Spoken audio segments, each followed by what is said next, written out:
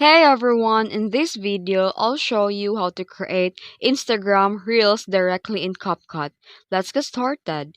First, open the CapCut app on your phone and tap on the new project and select the clips or photos that you want to use to your reel. And once your clips are in the timeline, adjust the aspect ratio by tapping Format and select 9:16, which is the standard size of your Instagram Reels. Trim your clip to keep them engaging, and remember that reels are short, so aim for 15 to 30 seconds. You can add text, captions, or stickers if you want. You can also use auto caption to make your reel more engaging. You can also tap on audio to add a trending music or sound effects. You can upload your own audio too. If you want a smooth transition between clips, tap transition and choose your favorite style and apply it.